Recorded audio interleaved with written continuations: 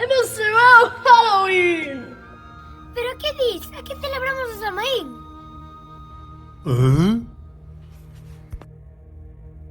Na tradición castrexa, a festa do Samaín non tiña nada que ver co medo, tal e como se nos quere facer ver.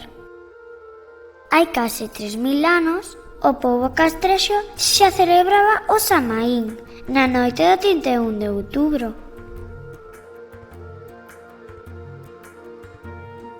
Ao comezo poñían as cabeiras dos seus inimigos iluminadas no alto dos muros. Mais adiante comenzaron a tallar nabos e remolachas para facer lanternas con eles. Así, protegíanse fronte aos espíritus dos defuntos, que paseaban esa noite polos camiños. Cando os irlandeses emigraron masivamente a Estados Unidos fuxindo da fame, no ano 1846 levaron consigo a tradición de tallar vexetais polo Samaín. Pero tiveron que chegar aos Estados Unidos para descubriren as cavazas. Polo visto, en Irlanda non debía vela. Mira para aquí, que cousa bonita. E seguro que dar menos traballo que tallar remolachas. Lembras como nos dixaban os dedos? Perdidiños. Desde entón ata os nosos días continuamos coa tradición de colocar unha cabaza tallada e iluminada na porta das casas ou no alto dos muros. Ok, xa entendín o das cabazas, pero do truco ou trato que me dis? Eso van de USA. Pero que dis? Tituleaste, my friend.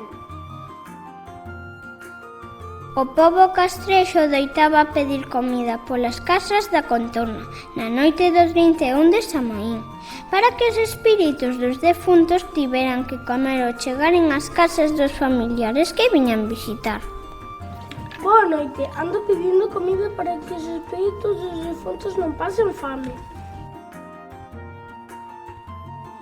Veña, pásache do truco ou trato, pero da tradición de enfaxarse polo Samaín é nosa, digo xo eu. Pois, enganaste de novo. Os nosos lanceiros levamos a dianteira e por moito. Bule, viste as miñas roupas, así os espíritus pensarán que somos os deles. Tes razón, intercambiamos tamén as nosas máscaras.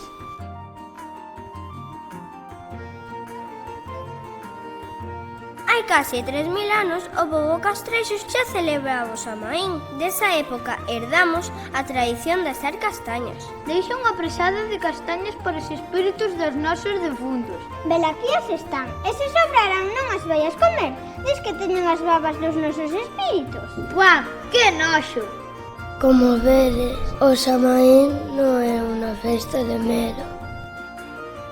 Nós queremos recuperar a tradición dos nosos devanceiros celebrando a fin do verán e a chegada do inverno, tallando cabazas e comendo castañas.